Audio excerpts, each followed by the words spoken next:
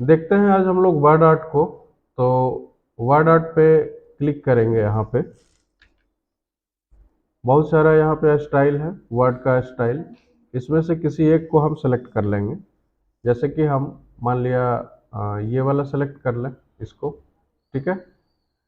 जैसे उस पर क्लिक किया तो यहाँ पे टाइप करने का ऑप्शन है, योर टेक्स्ट हेयर है। ठीक है। बैक स्पेस से हम हटा देंगे, है ना।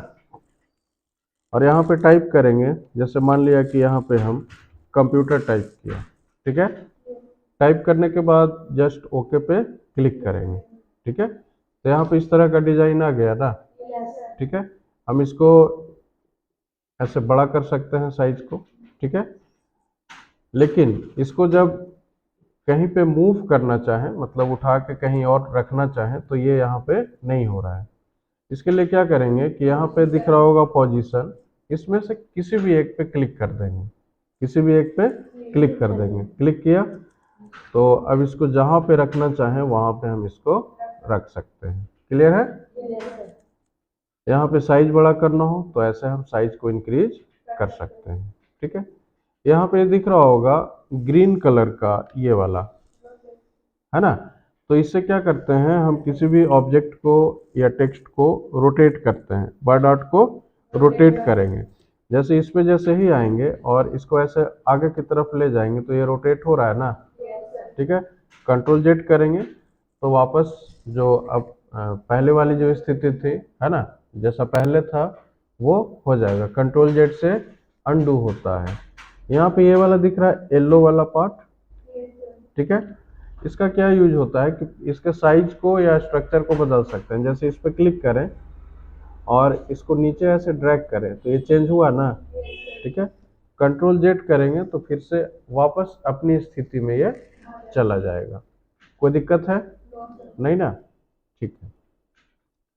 अब यहाँ पे क्या करना है, इसमें और कोई स्टाइल यदि चेंज करना हो तो हम यहाँ से, जैसे मान लिया ये रखना हो या फिर ये या फिर ये, है ना, तो ये हम यहाँ से चेंज कर सकते हैं। जैसे ये वाला, तो फिलहाल हम मान लिया अभी इसको चेंज कर लें। ठीक है। ये वाला स्टाइल रख लें। यहाँ पे नीचे क्लिक करने के बाद और भी हैं। ठीक है ना। हम इस तरह से रख सकते हैं, हम इसको इस तरह से रख सकते हैं। कोई दिक्कत इसमें नहीं ना। ठीक है। तो हम फिलहाल ये वाला यहाँ पे या फिर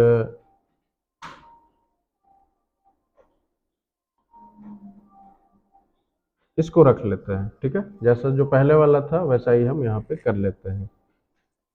यहाँ पे टेक्स्ट के अंदर में एक ऑप्शन है एडिट टेक्स्ट का, यानी कि इसको एडिट करना हो तो हम यहाँ से एडिट कर सकते हैं। इस पर क्लिक करेंगे। यहाँ पे मान लिया कंप्यूटर की जगह पे कुछ और देना हो, जैसे कंप्यूटर एप्लीकेशन, हम बैक स्पेस का यूज करके ऐड भी कर सकते थे, हालांकि हमने पूरे को मिटा के किया।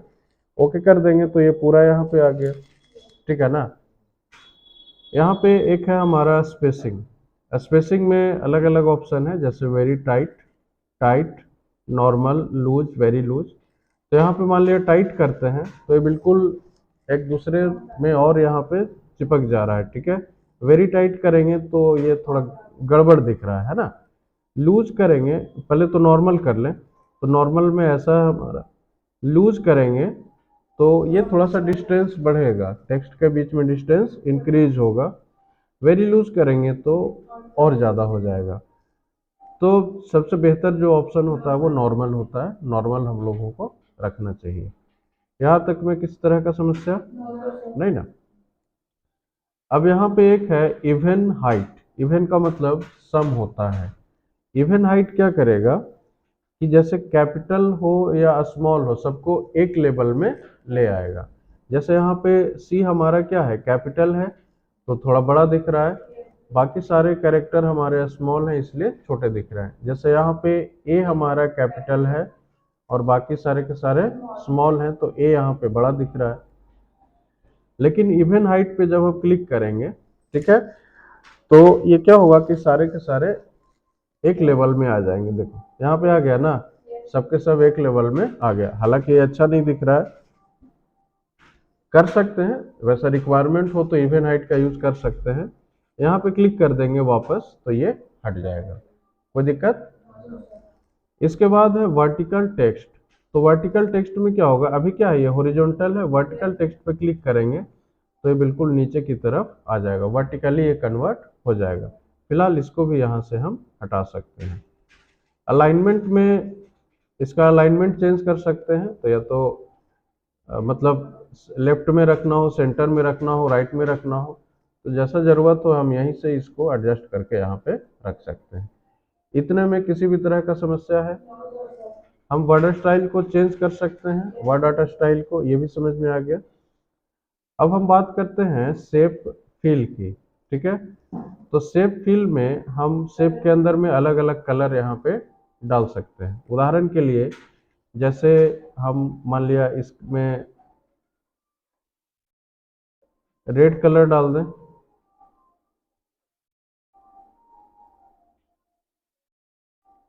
ये थोड़ा अटपटा रिएक्ट कर रहा है, हम यहाँ से जो है इसको चेंज करते हैं, इसके स्टाइल को, वर्ड आर्ट के स्टाइल को चेंज करते हैं तो बेहतर समझ में आएगा।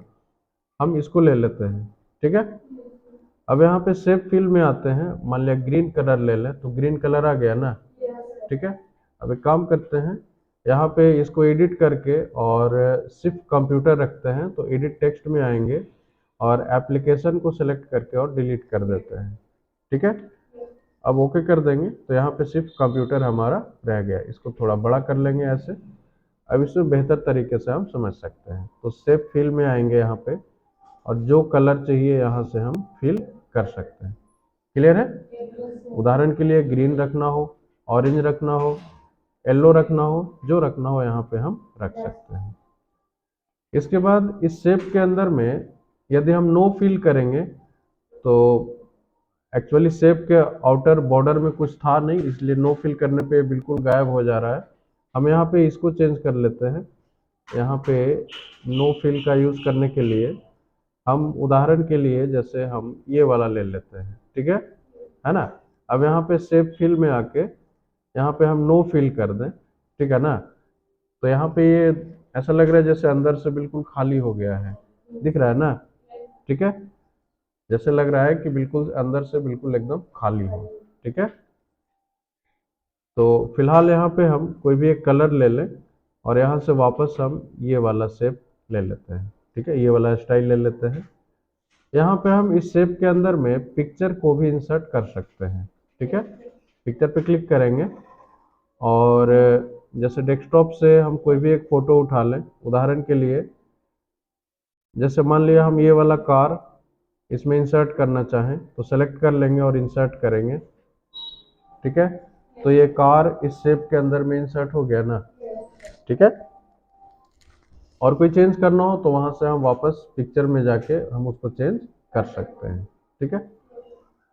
हम यहाँ पे ग्रेडियंट कलर का भी यूज कर सकते हैं, तो ग्रेडियंट कलर में आएंगे, जो बेहतर लगे यहाँ से हम चूज कर सकते हैं। जैसे मान लिया ये वाला ठीक लग रहा हो तो इसको चूज कर लेंगे, या फिर और कोई डिजाइन या कलर पसंद हो तो मोर ग्रेडियंट्स में आएंगे और यहाँ पे अभी तो हम एक कलर का यूज कर रहे हैं, मान लिया यहाँ से कलर चेंज कर लें, उदाहरण के लिए रेड कर दें। यहाँ पे इसका कुछ पैटर्न, इसका वेरिएंट यहाँ पे दिखा रहा है ना, ओके कर दें तो ये कुछ इस तरह से कन्वर्ट हो जाएगा। वापस हम शेप फिल में आते हैं, यहाँ पे मोर ग्रेडियंट्स के अंदर में आएंगे, यहाँ पे टू कलर का ऑप्शन है, दिख रहा है टू कलर। एक कलर हम मान लिया येलो ले लें और एक कलर को हम ग्रीन ले लें, तो ये दो कलर का कॉम्बिनेशन हो गया, है ना। इसके बाद ओके कर देंगे तो ये कुछ इस तरह से यहाँ पे दिखना शुरू हो जाएगा, ठीक है। वापस हम ग्रेडियंट में आते हैं, यहाँ पे इसका जो है शेडिंग का स्टाइल है और इसका यहाँ पे सैंपल प्रीव्यू दिख रहा है ये वाला, है ना। तो मान लिया हम हॉरिजॉन्टल करें तो कुछ इस तरह से दिखेगा इस शेप के अंदर में, वर्टिकल करें तो कुछ इस तरह से, diagonal up, diagonal down, from corner और फ्रॉम सेंटर, ठीक है। तो अभी हम लोग सेंटर का यूज कर रहे हैं, ओके कर देंगे, या फ्रॉम कॉर्नर का यूज करेंगे तो ये कुछ इस तरह से यहाँ पे होगा, है ना। वापस हम ग्रेडियंट में आते हैं और इसके अंदर में कुछ प्रीसेट कलर्स हैं, ठीक है, जिसमें कि अर्ली सनसेट है, लेट सनसेट है, नाइटफॉल है। यहाँ पे इसको नीचे स्क्रॉल करेंगे तो बहुत सारे ऑप्शन हैं, जैसे क्रोम है ना, क्रोम 2 है, इस तरह से। तो मान लिया क्रोम को सेलेक्ट कर लें और ओके कर दें तो ये कुछ इस तरह से यहाँ पे दिखेगा, है ना। वापस से फिल में आते हैं और प्रीसेट में और कोई चेंज करना हो, है ना, जैसे रेनबो, और ओके कर दें तो ये कुछ रेनबो के कलर में यहाँ पे आ जाएगा। यहाँ तक में किस तरह का समस्या है। हम इसके अंदर में टेक्सचर को भी अप्लाई कर सकते हैं, जैसे ये सब दिख रहा है ना, तो यहाँ पे ये सारे टेक्सचर हैं। मान लिया ये वाला पसंद है तो इस पर क्लिक कर देंगे तो यहाँ पे ये वाला अप्लाई हो जाएगा। इसके अंदर में कोई पैटर्न यदि अप्लाई करना हो तो हम पैटर्न भी अप्लाई कर सकते हैं। जैसे यहाँ पे हैं और यहाँ पे दो तरह का कलर दिख रहा है, एक है फोरग्राउंड कलर और एक है बैकग्राउंड कलर। तो मान लिया फोरग्राउंड में हम रेड रख दें और बैकग्राउंड में यही वाला कलर रहने दें, है ना। अब इसमें से उदाहरण के लिए हम सपोज ये सेलेक्ट कर लें और ओके कर दें तो इस तरह का पैटर्न इसमें चला गया ना, ठीक है। और कोई चेंज करना हो तो वापस हम पैटर्न में आएंगे और जैसे हम ये वाला रखना चाहें और ओके करें तो ये इस शेप में आ जाएगा। यहाँ तक में किस तरह का समस्या नहीं ना। आगे हम लोग देखते हैं शेप आउटलाइन को। पहले इसका कलर कोई नॉर्मल कलर कर लें, जैसे ये वाला, ठीक है, ग्रीन कलर रख लिया। अब यहाँ पे शेप आउटलाइन में आएंगे और यहाँ पे एक तो है कि नो आउटलाइन, तो नो आउटलाइन को बाद में सीखेंगे। पहले यहाँ पे कलर चेंज कर लें। जैसे यहाँ पे हम शेप आउटलाइन में रेड कलर को सिलेक्ट करते हैं तो यहाँ पे दिख रहा होगा रेड कलर आउटलाइन में आ चुका है। आउटलाइन मतलब बाहर का, ठीक है ना, बॉर्डर वाला। यहाँ पे आएंगे और यहाँ पे यदि इसका विड्थ बढ़ाएं, मतलब मोटाई यदि आउटलाइन का बढ़ाएं, ठीक है, तो यहाँ से इंक्रीज हो रहा है ना, ठीक है, तो यहाँ से इसका विड्थ जो है वो इंक्रीज हुआ। क्लियर है। यहाँ पे यदि हम नो आउटलाइन करें तो आउटलाइन यहाँ से गायब हो जाएगा। आउटलाइन यदि कोई है तो यहाँ से आउटलाइन हमारा गायब हो जाएगा, ठीक है। इसके बाद कलर चेंज करना हो तो यहाँ से हम बिल्कुल कर सकते हैं चेंज। और ज़्यादा यदि इसका मोटाई बढ़ाना हो तो यहाँ से हम बढ़ा सकते हैं। कोई दिक्कत है नहीं ना। इसके बाद इसको डैश के फॉर्म में, डॉट डॉट के फॉर्म में, डैश के फॉर्म में भी हम कर सकते हैं। कोई दिक्कत। तो अभी यहाँ पे हम आगे पैटर्न का यूज करेंगे, जिसके लिए थोड़ा सा यहाँ पे इसके मोटाई को, आउटलाइन के मोटाई को बढ़ा लेते हैं, इतना रखते हैं। यहाँ पे आउटलाइन में आएंगे और यहाँ पे पैटर्न पे हम क्लिक करेंगे, ठीक है। तो यहाँ पे बाय डिफॉल्ट जो हमने कलर सेलेक्ट किया था वो फोरग्राउंड में सेलेक्टेड है ना। तो यहाँ पे हम क्या चाह रहे हैं कि ये वाला कलर ना लेके मान लिया ब्लू कलर ले लें, है ना। तो ब्लू कलर इस तरह से यहाँ पे, है ना, या फिर और कोई जैसे ये वाला ले लें, है ना।